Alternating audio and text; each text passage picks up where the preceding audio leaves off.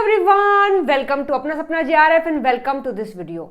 आज की इस वीडियो में हम करने वाले हैं PYQs practice for CSIR net life science. आइए वीडियो शुरू करते हैं और देखते हैं आज कौन से क्वेश्चन को हम प्रैक्टिस करने वाले हैं। तो देखिएगा, आज की इस वीडियो में जो क्वेश्चन हम प्रैक्टिस करने वाले हैं वो आए हैं यूनिट नंबर 2 यानी सेल बायो से। और जो पेपर हमारा जून 2023 में हुआ था उसमें भी जो शिफ्ट नंबर 1 है यानी मॉर्निंग वाला जो पेपर है, इस पेपर में सेल बायो से पार्ट सी के अंदर जो क्वेश्चन आए हैं वो हम डिस्कस करने वाले हैं। और इस सेम पेपर में सेम यूनिट से पार्ट बी के अंदर जो क्वेश्चन आए हैं वो हमने लास्ट की वीडियो में डिस्कस कर लिए हैं। आई होप आपने वो वीडियो देख ली होगी। और आज की इस वीडियो में हम पार्ट सी के लिए क्वेश्चन को डिस्कस करने वाले हैं। तो यहाँ पर सेल बायो 4 जून 2023 के लिए पार्ट बी में आए हैं 4 क्वेश्चन जो कि हमने लास्ट की वीडियो में डिस्कस कर लिए हैं। और जो हम आज डिस्कस करने वाले हैं वो पार्ट सी के क्वेश्चन हैं जो कि 6 क्वेश्चन हैं, उनको हम डिस्कस करेंगे। चलिए तो वीडियो शुरू कर लेते हैं और देखते हैं अपना आज का पहला क्वेश्चन कौन सा है।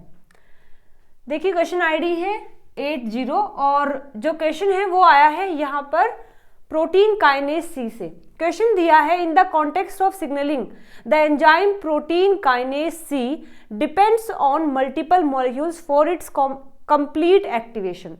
This activation depends on the presence of this. Which one of the following option represent the combination of all the correct molecules? यहाँ क्वेश्चन में आपसे पूछा है कि जो प्रोटीन काइनेज सी होता है यानी PKC जो होता है उसकी एक्टिवेशन के लिए कई सारे फैक्टर्स रिस्पॉन्सिबल होते हैं। आपको बताना है कि इन चारों ऑप्शन में से या फिर इन चारों स्टेटमेंट में से कौन कौन सी चीजें हैं जो PKC के एक्टिवेशन के लिए जरूरी होती हैं, वो आपको सिलेक्ट करके आंसर बताना है। ठीक है, तो प्रोटीन काइनेज सी करता क्या है, जैसे कि इसके नाम से इंडिकेशन है, ये काइनेज प्रोटीन है। काइनेज प्रोटीन वो होते हैं जो किसी दूसरे प्रोटीन पर फॉस्फेट को ऐड करते हैं, उन्हें हम काइनेज बोलते हैं। और इसका एक स्पेसिफिक फंक्शन होता है, इसीलिए इसको प्रोटीन काइनेज सी बोलते हैं। कुछ प्रोटीन काइनेज ए भी होते हैं, बी भी होते हैं। सबका काम यह है कि फॉस्फेट ऐड करना होता है प्रोटीन पर। अब किस प्रोटीन पर करना है वो अलग अलग हो जाता है, इसीलिए इनका नाम भी अलग अलग हो गया है, बट काम सभी का सेम है, to add the phosphate on the protein. तो यहां पर ये प्रोटीन काइनेज सी भी ऐसे ही काम करता है, लेकिन इसको इस काम करने से पहले एक्टिव होना पड़ता है। एक्टिव कौन कौन करवाता है वो हम देखने वाले हैं। तो देखो, यहाँ एक एंजाइम होता है जिसका नाम है PLC बीटा। ये PLC बीटा कुछ फैक्टर्स बनाता है जो जाकर के प्रोटीन काइनेज सी को एक्टिवेट करते हैं। चलिए देखते हैं कैसे। Phospholipase C PLC is a molecule that participate in signal transduction pathway. जो फॉस्फोलिपेज C है ये एक एंजाइम है। Response to extra cellular stimuli PLC hydrolyse the phosphatidyl inositol 4,5 bisphosphate. एक कंपाउंड होता है मेम्ब्रेन पर लगा हुआ जिसका नाम है फॉस्फेटाइडल इनोसिटोल 4,5 बिसफॉस्फेट, जिसको हम PI45P2 भी बोलते हैं। यहाँ पर ये होता है। अब ये जो PLC है, यहाँ पर जो PLC दिया गया है, इस PLC को ये G प्रोटीन एक्टिव करता है। सबसे पहले कोई भी सिग्नलिंग आया उसने आकर के G प्रोटीन को एक्टिव कर दिया है। ये G प्रोटीन जाकर के PLC को एक्टिव करता है और ये PLC एक एंजाइम है जो आकर के PI45P2 को 2 कंपोनेंट में डिवाइड कर देता है। एक होता है DAG और एक होता है IP3। ठीक है, यानी PI45P2 को इस PLC ने 2 पार्ट्स में डिवाइड कर दिया है। एक डैग है जो कि मेम्ब्रेन से ही लगा हुआ है और एक और दूसरा पार्ट जिसका नाम IP3 है, ये सोल्यूबल होता है। तो देखो लिखा भी है कि ये जो PLC होता है ये हाइड्रोलाइज कर देता है फॉस्फोइनोसिटोल 4,5 बिसफॉस्फेट को to generate the secondary messenger. एक का नाम है इनोसिटोल 1,4,5 ट्राइफॉस्फेट जिसको शॉर्ट में IP3 बोलते हैं, एंड एक है डाई एसाइल ग्लिसरॉल जिसको डैग बोलते हैं। अब ये डैग यहाँ होता है और IP3 जाकर के जो एंडोप्लाज्मिक रेटिकुलम होता है उसकी मेम्ब्रेन पर कुछ रिसेप्टर्स लगे होते हैं, चैनल लगे होते हैं, उन पर बाइंड हो जाता है। उस बाइंडिंग की वजह से ये जो चैनल है ये ओपन हो जाते हैं और कैल्शियम जो है निकल के बाहर आ जाते हैं। अब ये कैल्शियम जो यहाँ से निकला है और ये जो डैग है ये दोनों मिलकर के प्रोटीन काइनेज सी को एक्टिवेट करते हैं। ठीक है, तो यहाँ पर जो हमारे ऑप्शन है ये 4, इनमें से देखते हैं कहाँ कहाँ ये चीजें दी गई हैं। तो पहले आप बी को देखिएगा, बी में लिखा है Ca2 पॉजिटिव यानी कैल्शियम। तो PKC के एक्टिवेशन के लिए कैल्शियम की जरूरत होती है, तो ये ऑप्शन हमारा सही हो जाएगा। फिर देखिए डी में क्या लिखा है, diacyl glycerol present in the inner leaflet of the plasma membrane. ये जो डैग होता है, जो बना है यहाँ पर देखो, डैग जो बना है, ये जो मेम्ब्रेन है ये इसका आउटर लीफलेट होता है और ये अंदर वाला इनर लीफलेट होता है। तो ये जो डैग है जो कि इनर लीफलेट पर प्रेजेंट है, ये भी PKC के एक्टिवेशन में जरूरी होते हैं, तो ये स्टेटमेंट भी हमारा सही हो जाएगा। अब देखिए ए में क्या लिखा है, फॉस्फेटाइडल serine eight the inner leaflet of the plasma membrane. यहां बात आ गई है फॉस्फेटाइडल सेरीन की। तो देखो ये क्या होता है, हमारे सेल की जो मेम्ब्रेन होती है, यहीं पर बता देती हूँ, हमारे सेल की जो मेम्ब्रेन होती है ये कुछ इस तरीके से होती है, यानी होती तो सिंगल ही है लेकिन बाई लेयर होती है। इसमें ये इसका इनर लीफलेट होता है और ये होता है आउटर लीफलेट। तो फॉस्फेटाइडल सेरीन जो होता है ये एक ऐसा कंपाउंड है, यदि ये अंदर प्रेजेंट है, वैसे तो ये अंदर ही प्रेजेंट होता है तो सब कुछ ठीक है, लेकिन अगर ये PS बाहर आ जाए, मतलब आउटर लीफलेट पर अगर PS प्रेजेंट हो जाए, तो इसका मतलब है कि इस सेल की अब डेथ होने वाली है।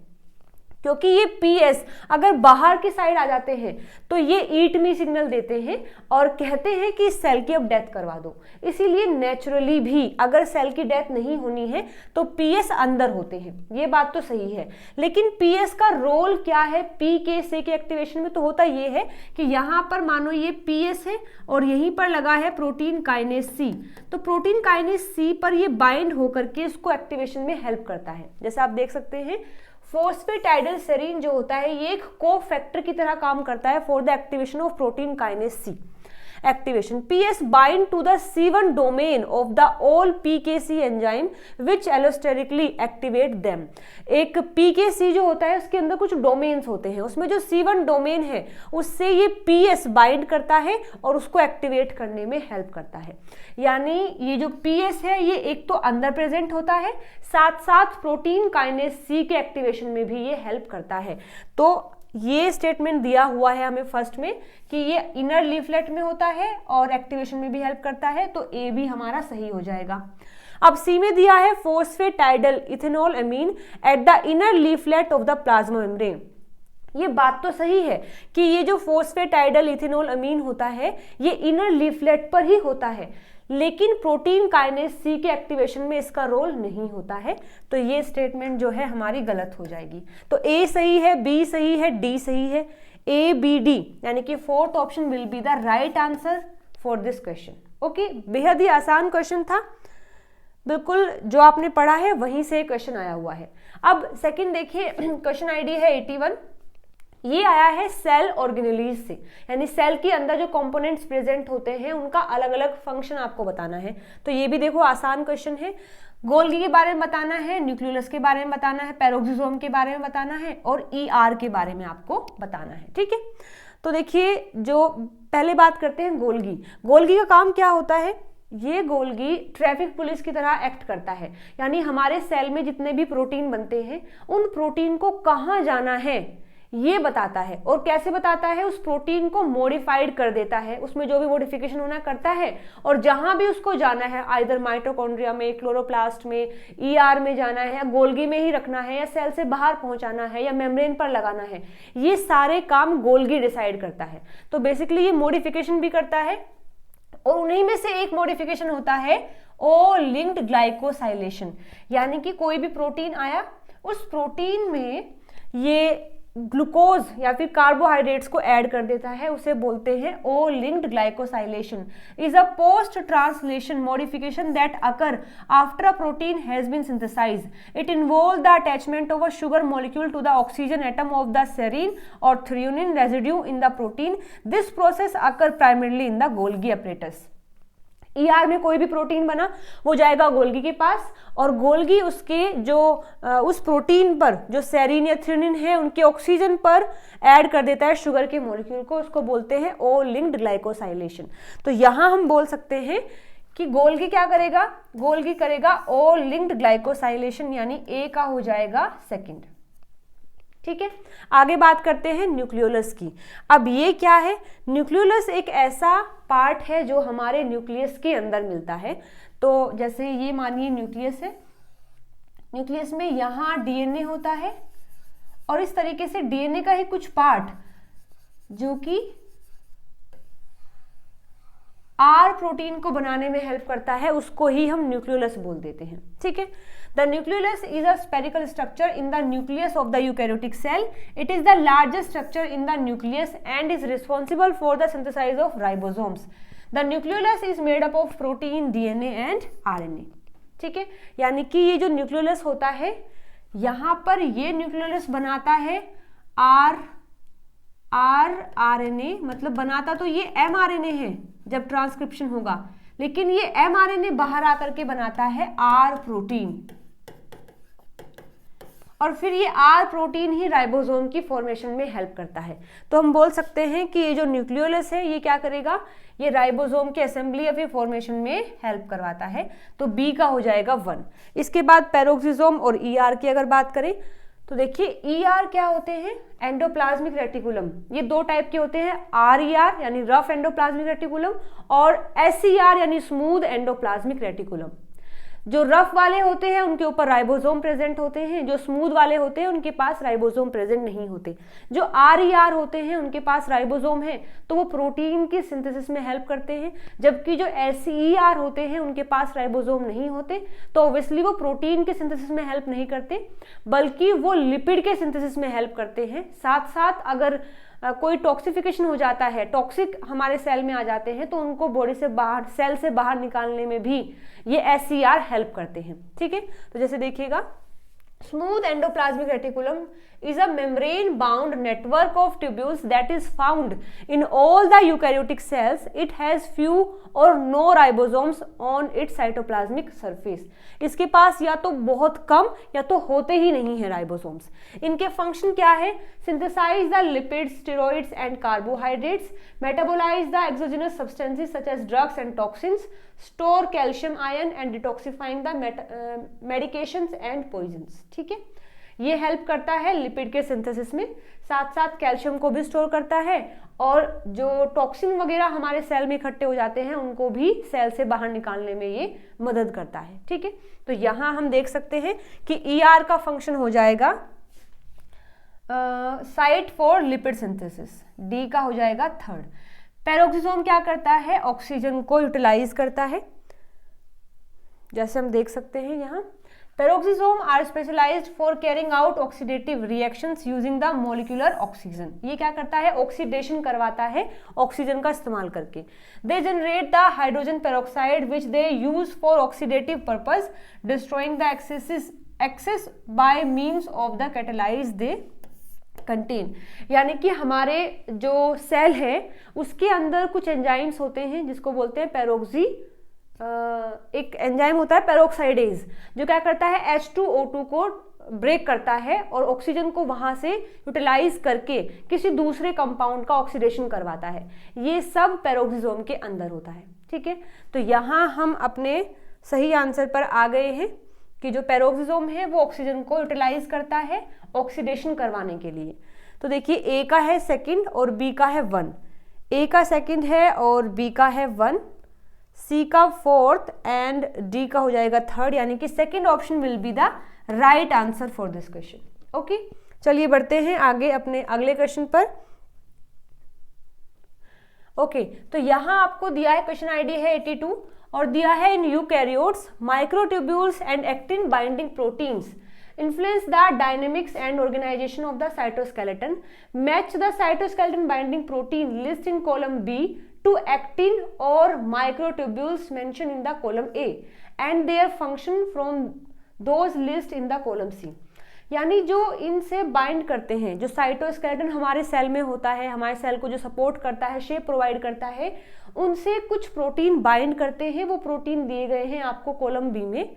वो कौन से साइटोस्केलेटन है वो आपको ए में दिया है, और क्या काम करते हैं वो आपको सी में दिया है। ठीक है, यानी कि यहाँ जो ए कॉलम है उसमें आपको दिया हुआ है जितने भी माइक्रोट्यूब्यूल्स हमारे सेल में प्रेजेंट होते हैं वो, इनसे जो बाइंड करता है प्रोटीन वो बी में दिया है, और ये प्रोटीन क्या काम करते हैं वो आपको सी में दिया हुआ है। बताना है मैच करके कि कौन सा प्रोटीन किससे सही मैच हुआ है। तो देखिए जो माइक्रोट्यूब्यूल्स होती हैं, माइक्रोट्यूब्यूल्स से बाइंड करता है कैटेनिन और टाउ। ये दो टाइप के ऐसे प्रोटीन होते हैं जो कि बाइंड करते हैं माइक्रोट्यूब्यूल से, कैटेनिन एंड टाउ। जो कैटेनिन होता है इसका काम है कि जो कैटेनिन है और टाउ जो है, टाउ करवाता है फिलामेंट का क्रॉस लिंकिंग। जितने भी माइक्रोट्यूब्यूल्स में फिलामेंट्स बनते हैं उनकी क्रॉस लिंकिंग में ये टाउ प्रोटीन हेल्प करता है। जबकि कैटेनिन क्या है, ये कुछ फिलामेंट से बाइंड करता है।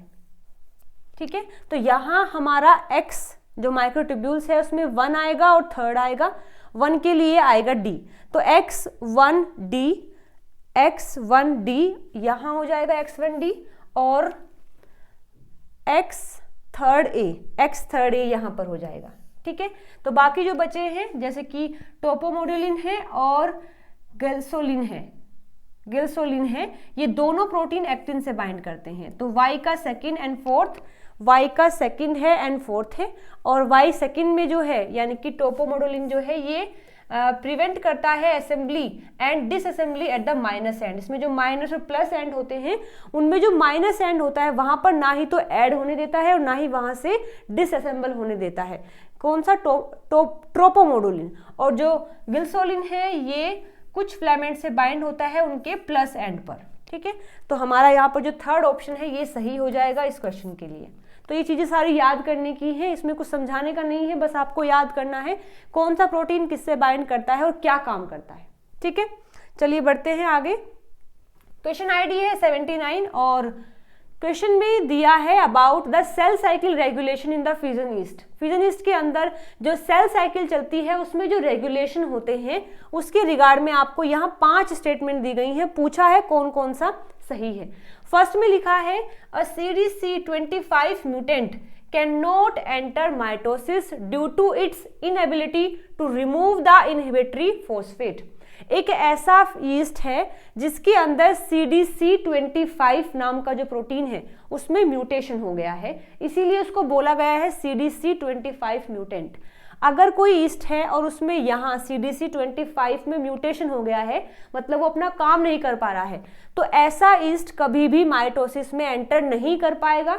क्यों नहीं कर पाएगा? क्योंकि वहां से जो इनहिबिटरी फॉस्फेट होता है उसको रिमूव नहीं किया जाता है। तो ये बात बिल्कुल सही है। देखो होता क्या है कि CDK1 और M साइक्लिन ये दो टाइप के अलग अलग प्रोटीन होते हैं, CDK और M cyclin.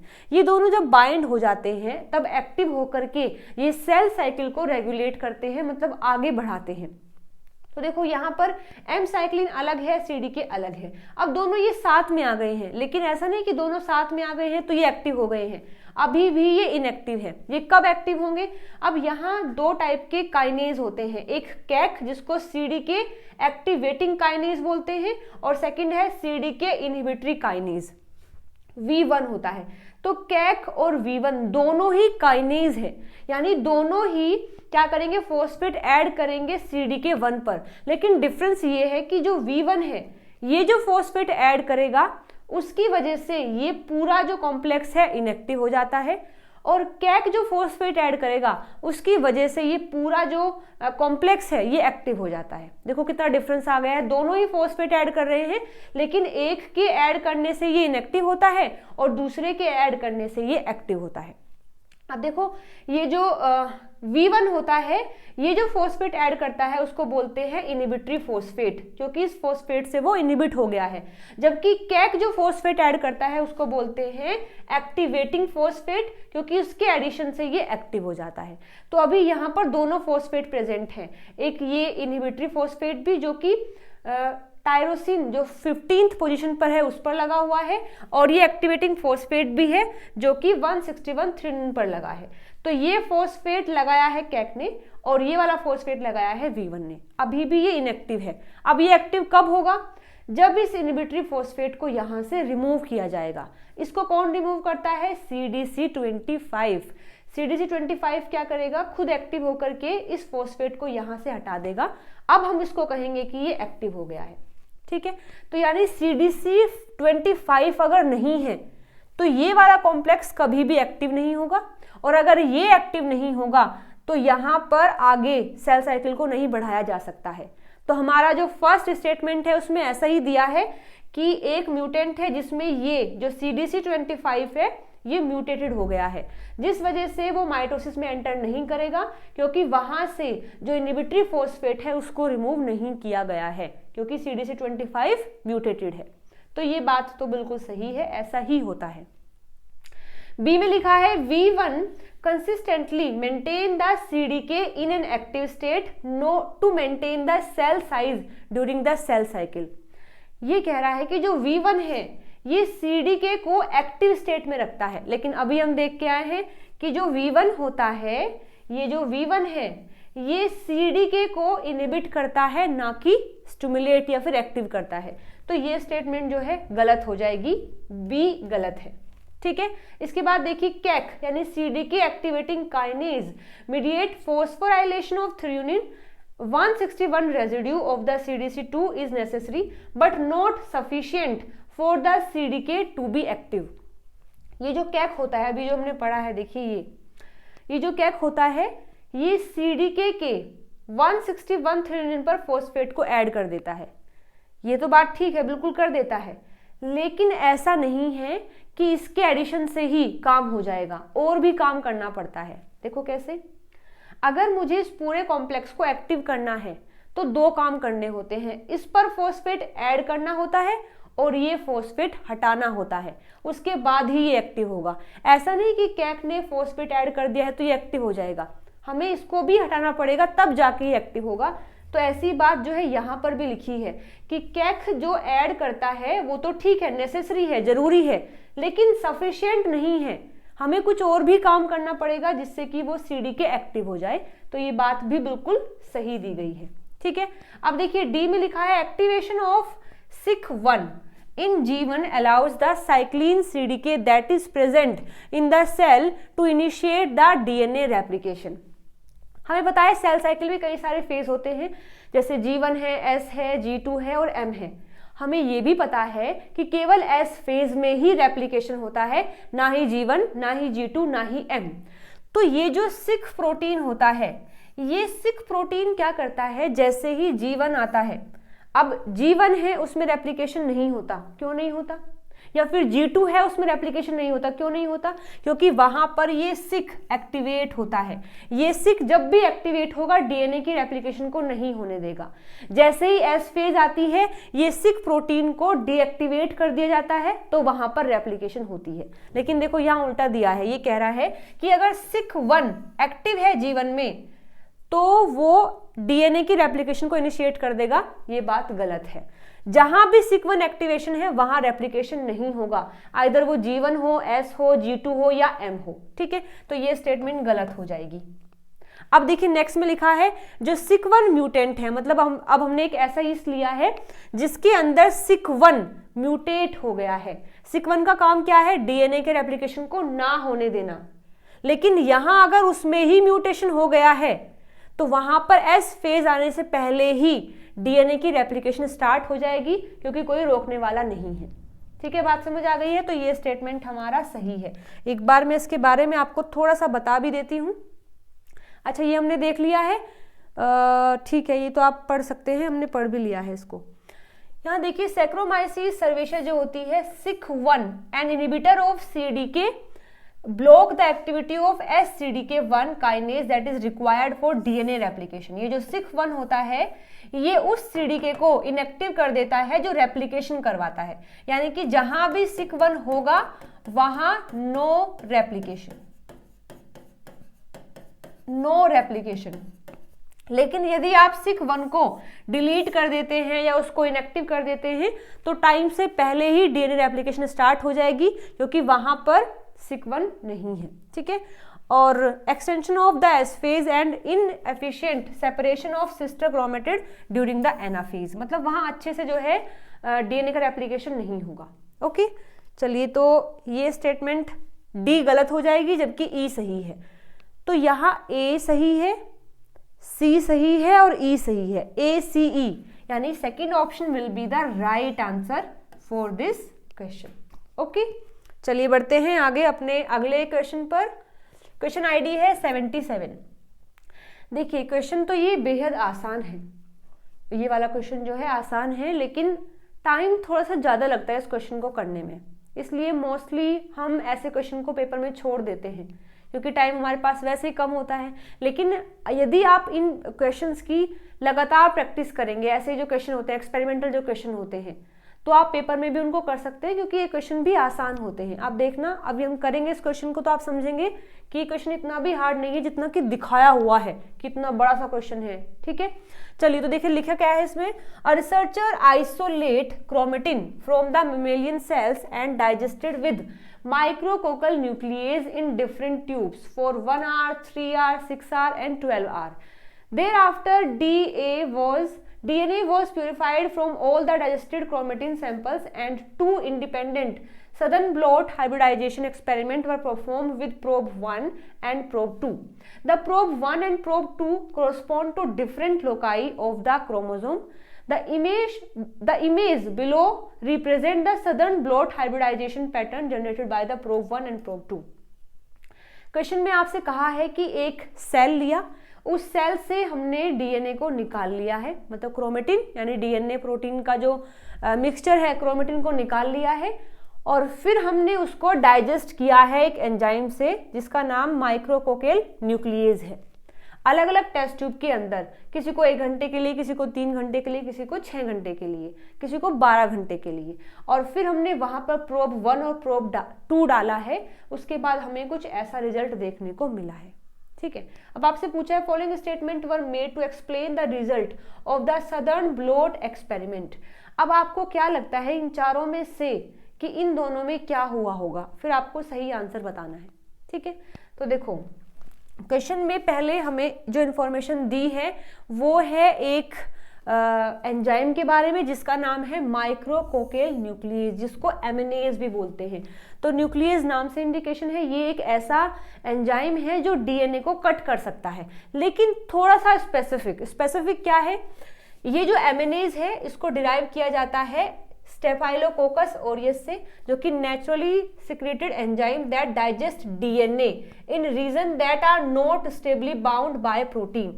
एमिनेज is a single and double stranded DNA and RNA endonuclease. मतलब कि ये जो एमिनेज है जिसके बारे में आपको क्वेश्चन में दिया है, ये एमिनेज को डिराइव किया गया है, मतलब निकाला गया है स्टेफाइलोकोकस ओरियस से, और इसके बारे में आपको बताया है, क्या बताया है कि ये सिंगल स्टैंडर्ड हो या फिर डबल स्टैंडर्ड डीएनए हो या फिर आरएनए हो, ये सबको कट कर सकता है, लेकिन केवल उस पार्ट को ही कट करेगा जो प्रोटीन से बाइंड नहीं है।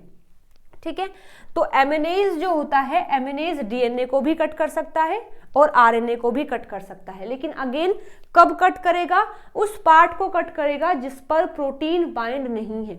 हमने पढ़ा है कि जो डीएनए प्लस प्रोटीन को जब हम जोड़ देते हैं तो क्रोमेटिन बनता है, उसमें भी 2 पार्ट हम पढ़ते हैं, हेट्रोक्रोमेटिन और एक होता है यूक्रोमेटिन। हेट्रोक्रोमेटिन हाईली बाइंड होता है प्रोटीन से भी और खुद भी हाईली कोइल्ड होता है, यानी कि ये पूरा स्टेबल रहता है। तो ये जो एमिनेज है ये इसको कट नहीं कर पाता, यानी आपने एक टेस्ट ट्यूब ली और उसके अंदर आपने डाल दिया हेट्रोक्रोमेटिन और ये एंजाइम डाल दिया है। अब चाहे उसे आप 12 घंटे तक साथ में रख लो इन दोनों को, या फिर 1 घंटे के लिए रखो या फिर 6 घंटे के लिए रखो, ये इसको फ्रेगमेंटेड नहीं कर पाएगा क्योंकि ये हाईली स्टेबल है। ऐसे ही जो यूक्रोमेटिन होता है ये लूजली बाइंड होता है, प्रोटीन भी कहीं कहीं पर होते हैं, तो ये थोड़ा सा अनस्टेबल होता है, जिस वजह से अगर आप यूक्रोमेटिन को एमिनेज के साथ में रखते हैं तो ये इसको कट कर देगा। लेकिन डिपेंड करेगा कितने समय के लिए आप रख रहे हैं। यदि आप इसको 1 घंटे के लिए रखते हैं इन दोनों को, तो ये कट तो करेगा लेकिन थोड़ा बहुत कट कर पाएगा। अगर आप उसको 6 घंटे के लिए रखोगे तो वो ज़्यादा कट कर देगा। अगर 12 के लिए रखोगे तो लगभग सारा ही डीएनए को वो फ्रेगमेंटेड कर देगा। आई होप यहाँ तक बातें समझ आ गई हैं। अब देखिए प्रोब के बारे में बात की है। प्रोब क्या होता है? प्रोब एक ऐसा फ्रेगमेंट होता है डीएनए का या फिर आरएनए का जिसका सीक्वेंस हमें नोन होता है। जैसे देखो, मानो ये मेरे पास एक डीएनए है और ये सीक्वेंस है TACG TACG। अब ऐसे तो मैं नहीं बता सकती ना देखकर कि यहाँ TACG है, यहाँ TACG है। मैं चाहती हूँ कि इस डीएनए में जहां पर भी TACG है वो सीक्वेंस मुझे पता लग जाए कि कहाँ कहाँ है। तो मैं क्या करूंगी? प्रोब इस्तेमाल करूंगी, और वो प्रोब जो है इसका कॉम्प्लीमेंट्री होता है। यानी ये प्रोब कैसा होगा? ATGC। अब ये ऐसे प्रोब है और ये हमारा डीएनए है। अब मैं इस प्रोब को यहाँ इसके साथ में रखूंगी, तो ये प्रोब जो है जहां जहां भी इसका कॉम्प्लीमेंट्री मिलेगा वहां वहां वो बाइंड कर जाएगा, और जहां जहां ये बाइंड होगा तब मैं पता लगा पाऊंगी कि जो सीक्वेंस मैं चाहती हूं, जो मैं ढूंढ रही हूं, वो या तो यहाँ है, यहाँ है, यहाँ है, इस तरीके से। तो प्रोब का काम होता है कि किसी भी सीक्वेंस के बारे में पता करना। तो ये सारी बातें हमने सीख ली हैं। अब देखिएगा कैसे अपने क्वेश्चन को हम सोल्व कर सकते हैं। प्रोब 1 में क्या दिया है? यहाँ पर जो हुआ है हाइब्रिडेशन, तो इसमें क्या दिया है, उसमें क्या दिया है? देखो, इसमें बताया है कि हमने अपने क्रोमेटिन को और जो वो डीएनए जो प्रोटीन एंजाइम है एमिनेज, उनको साथ में रखा है 1 घंटे के लिए, 3 घंटे के लिए, 6 घंटे के लिए, 12 घंटे के लिए। ठीक है। और उसके बाद हमने प्रोब को उससे बाइंड किया है, पूरी बाइंडिंग हुई है। ठीक है। जैसे देखो, आपने एक टेस्ट ट्यूब ली और उसके अंदर आपने डाल दिया हेट्रोक्रोमेटिन और डाल दिया एमिनेज, और इसको आपने 1 घंटे के लिए रखा। फिर क्या दिया है? 1 घंटा, 3, 6, 12, 3 के लिए रखा, फिर 6 के लिए रखा, मतलब अलग अलग, और फिर 12 के लिए रखा है। फिर जैसे आपने रख दिया ये, फिर निकाला इसको। निकालने के बाद यहाँ आपने प्रोब ऐड कर दिया है, प्रोब ऐड कर दिया आपने, तो प्रोब की पूरी बाइंडिंग हुई है। इसका मतलब क्या है? इसका मतलब है कि ये जो डीएनए है ये ब्रेक नहीं हुआ है। अगर ये ब्रेक हो जाता तो ये प्रोब बाइंड नहीं कर पाता, लेकिन यहाँ क्योंकि ब्रेक डाउन नहीं हुआ है तो प्रोब की पूरी बाइंडिंग हुई है। इसका मतलब कि ये कौन सा डीएनए होगा? हेट्रोक्रोमेटिन होगा। तो यहाँ आप देख सकते हैं पूरा बाइंडिंग हुआ है प्रोब का, मतलब यहाँ कोई भी फ्रेगमेंटेशन नहीं हुई। और एमिनेज किसको फ्रेगमेंट नहीं कर पाता है? हेट्रोक्रोमेटिन को। यानी कि यहाँ पर जो है ये कौन सा है? हेट्रोक्रोमेटिन रहा होगा, इसी वजह से उसका फ्रेगमेंटेशन नहीं हुआ, इसी वजह से प्रोब की बाइंडिंग हो गई है। यहाँ पर देखिए, यहाँ क्या हुआ कि अगर मैंने 1 घंटे के लिए रखा है तो प्रोब की बाइंडिंग ठीक ठाक हुई है, 3 के लिए बिल्कुल कम बाइंडिंग हुई है, 6 के लिए बिल्कुल कम हुई है, और 12 के लिए लगभग ना के बराबर है। यानी कि ये कौन सा प्रोटीन, ये कौन सा डीएनए रहा होगा? यू क्रोमेटिन वाला। ये कौन सा क्रोमेटिन रहा होगा? यू क्रोमेटिन, क्योंकि यू क्रोमेटिन को एमिनेज तोड़ देता है। 1 घंटे के लिए रखा है तो कम ब्रेक किया है, इसलिए प्रोब बाइंड कर गए हैं। 3 घंटे के लिए रखा है तो ज्यादा फ्रेगमेंटेशन हुआ है, तो कम ही प्रोब बाइंड कर पाए हैं। 6 घंटे के लिए रखा है तो बहुत सारा फ्रेगमेंटेशन हुआ है और बहुत ही कम प्रोब बाइंड कर पाए हैं। और जब 12 घंटे के लिए साथ में रखा है तो उस एमिनेज ने पूरे क्रोमेटिन को, जो यू क्रोमेटिन है, उसको फ्रेगमेंटेड कर दिया है, जिस वजह से प्रोब वहां बाइंड नहीं हो पाया है। तो इतना तो हमने कंक्लूजन निकाल लिया है कि यहाँ जो प्रोब 1 वाला पार्ट है ये हेट्रोक्रोमेटिन होगा, और जो प्रोब 2 वाला पार्ट है ये यू क्रोमेटिन होगा। ओके, चलिए देखते हैं अपने स्टेटमेंट को। ए में दिया है size of probe 2 is smaller than the probe 1। देखो, प्रोब 1, प्रोब 2 है, उसमें साइज का तो कोई रोल नहीं है। यहाँ रोल है कि क्रोमेटिन किस टाइप का है, हेट्रो है या यू है। तो ये स्टेटमेंट गलत हो जाएगी। सेकंड में लिखा है प्रोब 1 में correspond to the centromeric region of the chromosome. Chromosome की स्ट्रक्चर जो हम पढ़ते हैं इस तरीके से, इसमें ये टीलोमियर होते हैं और ये सेंट्रोमियर होता है। टीलोमियर और सेंट्रोमियर में मिलता है हेट्रोक्रोमेटिन, जबकि ये वाला जो पार्ट होता है यहां मिलता है यू क्रोमेटिन। तो बी स्टेटमेंट कह रहा है कि जो प्रोब 1 है, मुझे लगता है कि प्रोब 1 में सेंट्रोमेरिक रीजन रहा होगा, यानी कि हेट्रोक्रोमेटिन रहा होगा, इसी वजह से ये प्रोब बाइंड हो पाए हैं। तो ये स्टेटमेंट तो बिल्कुल सही है। ठीक है, इसमें भी ये लिखा है कि हेट्रोक्रोमेटिन है और यहाँ पर भी हमने यही पता किया है, तो ये स्टेटमेंट हमारा सही हो जाएगा। सी में लिखा है प्रोब 1 में correspond to a hypomethylated locus of the genome. ऐसा ये बात भी गलत है कि इसमें लिखा है कि जो डीएनए है जब उस पर मिथाइल ग्रुप ऐड हो जाता है तो भी वो फ्रेगमेंट नहीं हो पाता, तब भी इसको फ्रेगमेंटेशन नहीं होता है। लेकिन यहाँ लिखा है हाइपो, मतलब बहुत ही कम मिथाइलेशन है। अगर बहुत कम मिथाइलेशन होता तो ये ब्रेक हो जाता, लेकिन ये ब्रेक नहीं हुआ है, इसका मतलब यहाँ हाइपर मिथाइलेशन है, ना कि हाइपो। तो ये स्टेटमेंट भी गलत हो जाएगा। डी में लिखा है प्रोब 2 में correspond to an euchromatic locus of the genome. बिल्कुल सही बात है कि प्रोब 2 वाला जो पार्ट है उसमें यूक्रोमेटिन रहा होगा, जिस वजह से वो इस तरीके से ब्रेक हुआ है और प्रोब बाइंड नहीं कर पाए हैं। तो ये स्टेटमेंट भी हमारा सही है। ठीक है, तो बी सही है और डी सही है, यानी कि second option will be the right answer for this question. Okay, चलिए तो देखिए, क्वेश्चन आसान था, बस ये है कि थोड़ा सा दिमाग ठंडा होना चाहिए और थोड़ा सा समय होना चाहिए, तो ये क्वेश्चन आराम से हो सकता है। और पेपर में ये दोनों ही चीज़ हमारे पास नहीं होती है, ना ही तो दिमाग ठंडा रहता है और ना ही समय हमारे पास होता है। पर ये ना कि practice makes man and women perfect. ठीक है, आप जितना ज़्यादा इन क्वेश्चन को प्रैक्टिस करेंगे आपके लिए इतने ही आसान हो जाएंगे और पेपर में भी आप आराम से कर पाएंगे। ठीक है, चलिए देखते, अपना नेक्स्ट क्वेश्चन है 78 इसका आईडी है और क्वेश्चन में दिया है the following statement were made about the structure of the 30 nanometre chromatin fibre. यानी कि जो हमारा डीएनए होता है, हमारे न्यूक्लियस में हमारा सेल है, सेल में न्यूक्लियस है, न्यूक्लियस में बहुत बड़ा डीएनए है, कितना, लगभग 2 मीटर का डीएनए हमारे छोटे से न्यूक्लियस में होता है। अब उसको अगर ऐसे ही रखेंगे तो वो कॉइल हो जाएगा और जब ओपन करने की बारी आएगी तो वो ओपन भी नहीं हो पाएगा। इसीलिए उसको सही ढंग से लपेट के रखा जाता है न्यूक्लियस के अंदर। उसी को हम बोलते हैं कि डीएनए से क्रोमेटिन बना है और क्रोमेटिन से क्रोमोसोम बना है। ये क्वेश्चन कुछ ऐसे ही इसी के बारे में दिया हुआ है कि जब डीएनए से क्रोमोसोम बन रहा होता है उस दौरान पहले क्रोमेटिन फाइबर बनती है, उसमें भी 30 नैनोमीटर की जो क्रोमेटिन फाइबर है उसके रिगार्ड में आपको स्टेटमेंट दी है और पूछा है कौन कौन सा सही है। ठीक है, तो देखिए सबसे पहले कुछ बातें मैं आपको बता देती हूँ। जैसे देखो, यहाँ ये हमारे पास फ्री डीएनए है और यहाँ हिस्टोन प्रोटीन होते हैं। हमारे डीएनए के पास नेगेटिव चार्ज है, हिस्टोन के पास पॉजिटिव चार्ज होता है, इसीलिए इन दोनों की अच्छी बाइंडिंग हो जाती है। तो जैसे ही ये बाइंड करते हैं तो बनता है न्यूक्लियोसोमल डीएनए। इस तरीके से ये 10 नैनोमीटर का हो जाता है। जब ये और ज़्यादा कंडेंस होते हैं तो ये बन जाते हैं 30 नैनोमीटर के, और यहाँ इसको बोलते हैं क्रोमेटिन फाइबर, इस तरीके से।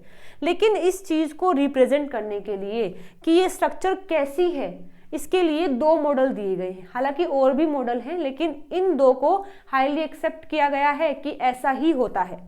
तो उन दोनों मॉडल को लेकर के क्वेश्चन आपसे पूछा हुआ है। तो देखिए, द सोलेनोइड एक और zigzag model are 2 model for DNA packaging. Both model involve the formation of 30 nanometre helical fibre from the folding of an 11 nanometre fibre. However, the arrangement of nucleosomes around the helix and the position of the linker DNA differ between the two model. जो यहाँ पर मतलब helical होता है उसका और जो linker DNA है उनके बारे में अलग अलग बातें बताई गई हैं दोनों ही मॉडल में, सोलेनॉइड में भी और जिगजैग में भी. क्या डिफरेंस है दोनों में ये तो जानना पड़ेगा हमको. तो देखो, जो जिगजैग मॉडल होता है और ये है सोलेनॉइड मॉडल, ये क्या कहते हैं, जो जिगजैग वाला है ये कहता है न्यूक्लियोसोम्स. अच्छा, न्यूक्लियोसोम क्या होता है, ये हिस्टोन प्रोटीन का कोर बन जाता है और उस कोर पर हमारा डीएनए इस तरीके से बाइंड करता है. ये एक होता है न्यूक्लियोसोम. ऐसे ही जुड़ते जुड़ते चले जाएंगे तब पूरा क्रोमेटिन बनता है. तो ये कह रहा है कि जो न्यूक्लियोसोम होते हैं are stacked in the peripheral of the fibre and linker DNA occupies the central space of the structure. अब जैसे देखो ये एक न्यूक्लियोसोम है, फिर यहाँ पर लिंकर डीएनए होता है, ये लिंकर डीएनए है ये वाला। इसके बाद फिर दूसरा बनता है ऐसे ही कोर, ऐसे, और यहाँ पर ये जो बीच में आता है इसको लिंकर डीएनए बोलते हैं। तो according to the zigzag model इसने कहा है कि जितना भी न्यूक्लियोसोम है वो तो पेरिफ्री पर रह जाता है, और जितना भी ये लिंकर डीएनए है ये सारा बीच में आ जाता है। जैसे आप यहाँ देख सकते हैं ये न्यूक्लियोसोम तो सारे यहाँ पर है, पेरिफ्री पर है, और जितना भी ये लिंकर डीएनए है ये सारा बीच में होता है इस तरीके से। This is all about the zigzag model. लेकिन ये वाला जो मॉडल है ये कहता है linker DNA coils along a super helical path of to compact the structure. ये कहता है कि लिंकर डीएनए साथ में यहीं पर होता है जिसको हाईली कॉम्पैक्ट कर देता है। तो ये दोनों में मेन डिफरेंस है कि जो जिगजैग मॉडल है ये कहता है कि जो कोर है, न्यूक्लियोसोम है, वो तो रहेगा पेरिफ्री पर, लेकिन लिंकर डीएनए सारा बीच में इकट्ठा हो जाएगा। जबकि सोलेनोइड कहता है कि ये जो लिंकर डीएनए है ये साथ में ही रहेगा, मतलब सारा बीच में नहीं आएगा इकट्ठा होकर, साथ में ही रहेगा और उस पूरी स्ट्रक्चर को और ज्यादा कोइल्ड कर देता है। ठीक है, दोनों में ये डिफरेंस है। अच्छा, जिगजैग मॉडल क्या कहता है? Interaction between alternate nucleosome. यहाँ पर अल्टरनेट न्यूक्लियोसोम के बीच में इंटरेक्शन होता है। जैसे देखो एक ये है, एक ये है, एक ये है, तो अल्टरनेट एक को छोड़ करके एक के साथ में ऐसे कनेक्शन बनता है, ऐसे इस तरीके से। लेकिन जो सोलेनोइड है वो ये कहता है interaction between the consecutive nucleosome, मतलब एक के बाद फिर दूसरा, फिर तीसरा, फिर चौथा, इस तरीके से। जैसे एक से ये बाइंड है, फिर इससे ये, इससे ये, इससे ये, इससे ये। तो सोलेनोइड तो कहता है कॉन्सिक्यूटिव जो न्यूक्लियोसोम है उनमें इंटरेक्शन होता है, जबकि जिगजैग बोलता है कि जो अल्टरनेट न्यूक्लियोसोम है उनमें इंटरेक्शन होता है। इसीलिए इसको 2 स्टार्ट मॉडल भी बोलते हैं, जबकि ये 1 स्टार्ट मॉडल होता है। यानी कि इसका स्टार्टिंग पॉइंट 1 होता है और इसका स्टार्टिंग पॉइंट 2 पॉइंट से माना जाता है। तो इस तरीके से दोनों मॉडल होते हैं। चलिए एक बार देख लेते हैं अपने स्टेटमेंट को। फर्स्ट में लिखा है in the solenoid model the linker DNA connect the consecutive core particle. बिल्कुल सही बात है। सोलेनोइड में जो लिंकर डीएनए होता है वो अगले ही जो न्यूक्लियोसोम है उससे बाइंड होता है, कॉन्सिक्यूटिव न्यूक्लियोसोम से। तो ये बात तो सही है। सेकंड में लिखा है in the zigzag model alternating nucleosomes become interacting neighbours. मतलब कि जो अल्टरनेट वाले न्यूक्लियस हैं वो एक दूसरे से बाइंड होते हैं, ना कि कॉन्सिक्यूटिव। तो ये बात हमने पढ़ी है, जिगजैग में ऐसा ही कहा गया है। तो ये स्टेटमेंट भी सही है। In the solenoid model 12 nucleosomes are organized into 2 separate stacks, whereas 8 nucleosomes per turn make a single stack in the zigzag model। बिल्कुल गलत बात है। दोनों ही मॉडल में, ये जो दोनों ही मॉडल है जिगजैग और सोलेनोइड, दोनों में ही जो एक स्टैक बनता है, जो एक सर्कल बनता है, वो 6 न्यूक्लियोसोम से बनता है, ना 12 ना 8। ठीक है, तो ये स्टेटमेंट जो है गलत हो जाएगा। 12 नहीं होता है, दोनों में ही 6 होता है, आइदर जिगजैग हो या फिर सोलेनोइड हो। तो ये स्टेटमेंट जो है गलत हो जाएगी। देखिए डी में लिखा है H1 histone is essentially required as per the zigzag model but not as per the solenoid model. अच्छा, इसके बारे में मैं थोड़ा सा तुम्हें बता देती हूँ। देखो ऐसे इस तरीके से कोर पार्टिकल बनता है स्टोन का, बहुत सारे होते हैं, 3 बना लेते हैं। यहां हमारा ऐसे डीएनए बाइंड होता है, रैप करता है, फिर यहां ऐसे